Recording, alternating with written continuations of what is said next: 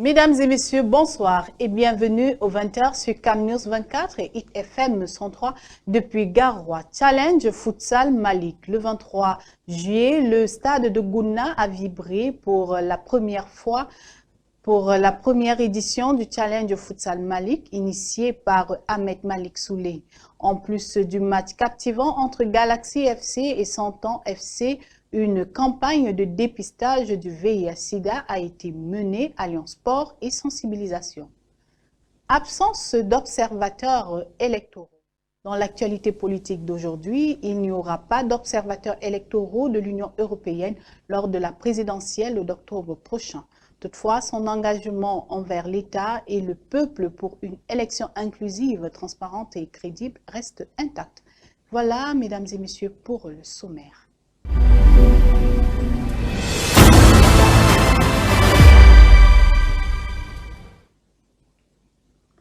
Une fois de plus, bonsoir et merci pour votre fidélité.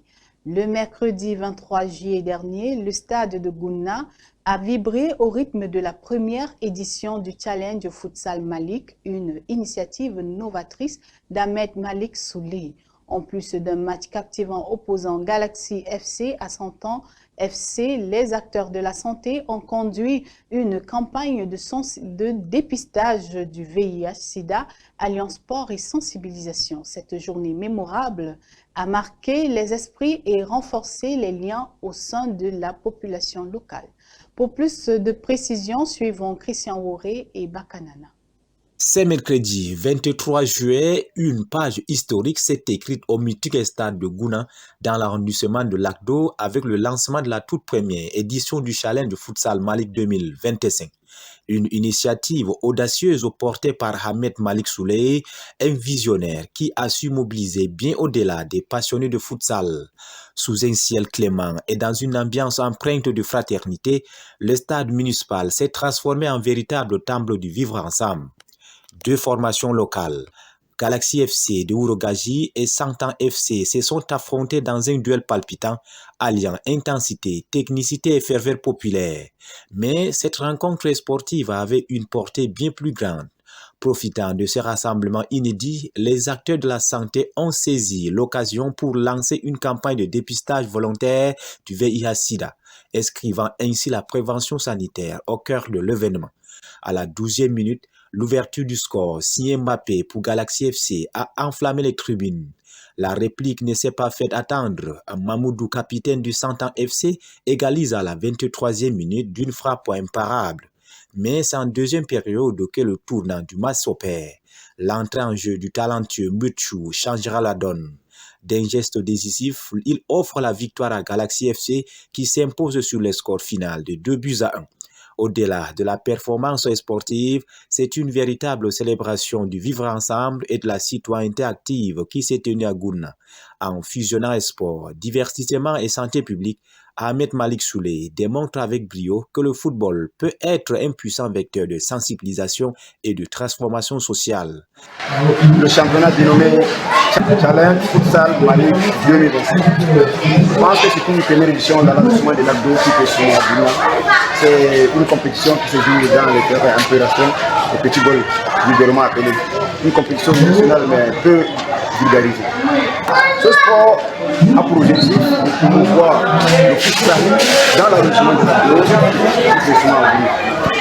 Cette première édition du Challenge Futsal Malik 2025 aura marqué les esprits et lancé en pleine période de vacances un vivant appel à la solidarité, à l'engagement et à l'unité. À Bafoussam, les habitants du quartier évêché sont isolés du reste de la ville depuis 6 ans suite à l'affaissement d'une partie de la route facilitant leur mobilité depuis 2019. Après cet incident, les autorités ont effectué plusieurs visites sur le terrain promettant de trouver des solutions dans les meilleurs délais. Cependant, l'attente des populations semble s'éterniser. Reportage de Robert Kenyé et Vivien Tanfak. Ce champ de maïs constituait il y a quelques années encore une partie du boulevard évêché dans l'arrondissement de Bafoussam 1er. Avant la route passée dessus. Abandonnée à la suite de son affaissement en 2019, elle est aujourd'hui utilisée à d'autres fins par des riverains.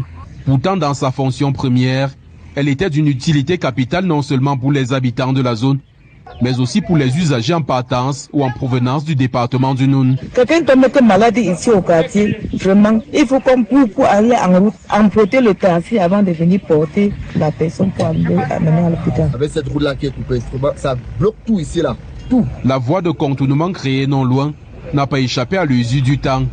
Le mauvais état surtout à ce virage et l'étroitesse de cette route font d'elle désormais un piège pour les usagers. Quand le camion arrive là-bas, il est obligé d'ancrer comme ça, prendre le côté sur la même avant de sortir. Les motos ancrent pour le champ là-bas, regardez l'état de la route. Tous les accidents même de ce côté, moi-même, j'ai failli perdre ma vie. Un camion là de carburant qui était tombé là-bas sur tous mes affaires. Le calvaire qu'éprouvent ces usagers a généré une colère qu'ils ne loupent aucunement l'occasion de la faire exploser. Vraiment, nous, on n'est pas contents. Même le gouverneur aussi passe ici. Voilà les routes ici, tu viens avec ton camion, il faut négocier. Finalement, on est où? La colère de ces derniers est davantage suscitée par les multiples descentes que les autorités locales et certains membres du gouvernement, dont Célestine Ketchakoutes, ministre de l'Habitat et du Développement urbain, ont effectué sur cette partie de la route sinistrée sans leur proposer des solutions des années plus tard. Et voilà ça, le torrent fait qu'on manque, ça fait qu'ajouter. Je sais que bientôt ils vont encore venir, tous les ministres là pour faire manger notre argent de l'État, ils vont venir encore, dire qu'on vient pour l'expédition, voir comment. Ils vont venir mettre les caméras,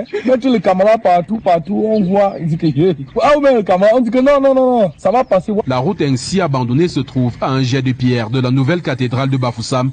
Elle permet de se rendre à Kwekong et dans le Noun en évitant le centre-ville de Bafoussam. Et du côté du panier de la ménagère, se nourrir devient de plus en plus un véritable casse-tête en raison de la vie chère. Afin d'illustrer cette situation, Manuela Anon et Josiane Ngong ont parcouru les marchés de la ville de Douala pour constater l'inflation des prix des denrées alimentaires. Voici leur reportage. Joindre les deux bouts. Pour constater de visu la situation, nous sommes allés sur un marché local et notre premier constat est que tout est devenu très cher. Il n'y a rien qui est devenu vraiment facile, tout est devenu cher sur le marché. Le panier de ménagères au Cameroun est devenu tellement cher. Il n'y a rien qui est moins cher. Le marché de New Daido, très populaire, est un lieu où l'on trouve une grande variété de denrées alimentaires en gros et au détail. Cependant, les prix sont élevés et les tubercules sont particulièrement chers. Les vendeuses de macabo, de plantains et de taro ont du mal à écouler leur stock en raison des prix prohibitifs. Voici 2000, 1000 francs, 500. Le macabo est trop cher parce que la quantité que nous en avons sur le marché, c'est très petit. J'ai choisi de préparer le macabo parce qu'il faut manger. Même si c'est petit, on ajoute l'eau. On met le cuivre, on essaie de faire la sauce, ça pèse, on mange. Nous sommes là en train de misérer pour rien parce que le plantain est trop cher. Il n'y a pas de route. On peut en gros, pas maintenant le jour en gros même à 8 000, 7 000, même 12 000. Et pourtant auparavant c'était 6 000, 8 000. Outre les tubercules, on trouve également de la morue fumée sur le marché. Jadis considérée comme un aliment pour les plus démunis, cette variété de poissons est aujourd'hui appréciée par une certaine classe sociale. Avant, il y avait les 250. Aujourd'hui, 250, on ne voit même pas. C'est trop cher, c'est tellement cher. La cherté des prix est presque généralisée. Ulrich, qui est venu faire les courses à la place de sa compagne, est confronté à la réalité des prix élevés. Je suis venu avec 10 000 francs. Mais 10 000 francs là sont petits. Je vais partir pour voir le euro, acheter le euro, le watalif, la viande. Quand un homme n'est pas pour marcher pour la compagne, mais qu'un homme essaye aussi à faire ce que la femme fait, la compagne va se mettre à la place de la femme. En général, les prix des produits alimentaires ont augmenté de manière significative sur le marché. Cette situation affecte tout le monde, sans exception.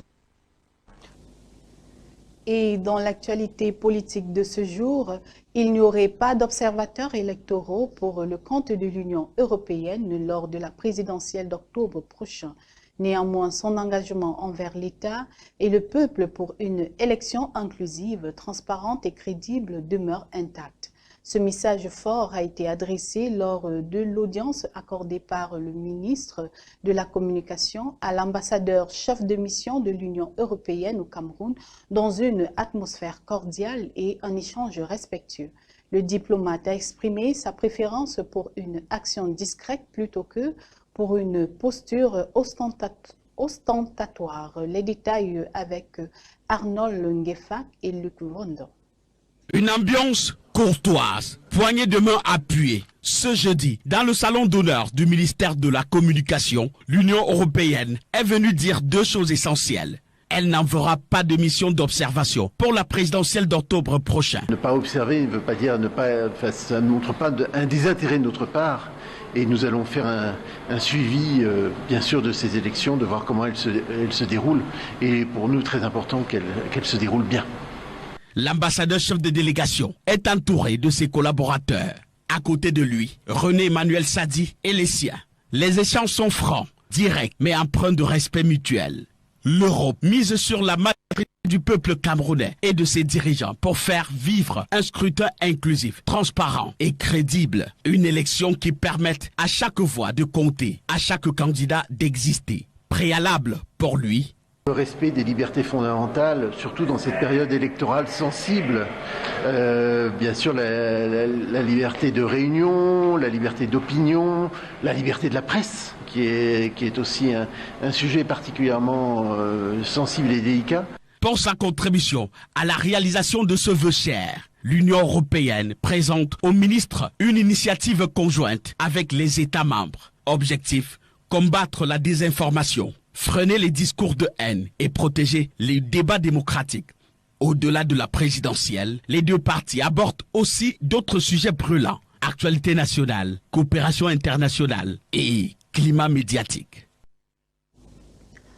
Un conflit opposant les populations de Kambélé à une société minière prend fin. Le célèbre site aurifère situé dans le département de l'Académie revient désormais aux riverains suite à une décision de la présidence de la République qui met fin aux tensions et offre de l'espoir aux orpailleurs locaux. Reportage d'Alain Ghislain Kanga. Kambélé, dans l'est du Cameroun.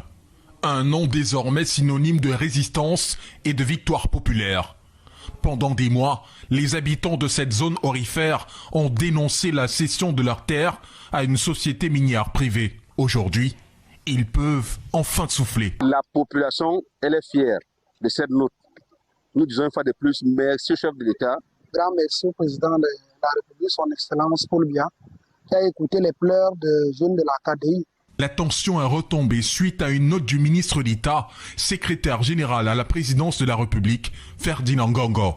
Sur haute instruction du chef de l'État, le site de Kambélé doit être exploité exclusivement par les riverains. Un signal fort en faveur de la communauté locale. Mais si la joie est palpable, la réalité sur le terrain reste difficile. L'exploitation se fait à la main, sans engin, dans des conditions éprouvantes. La mécanisation, le travail des semi-mécanisés va continuer par le passé. À la veille de la rentrée et des grandes échéances, nous croyons que la situation doit davantage se détendre. En attendant une éventuelle modernisation, les populations de Kambélé reprennent possession de leur sous-sol. Un droit reconquis et une étape décisive vers une gestion locale des ressources minières. C'est sur cet élément que nous mettons fin à ce journal. Mesdames et messieurs, merci de l'avoir suivi et passez un bon week-end. Au revoir.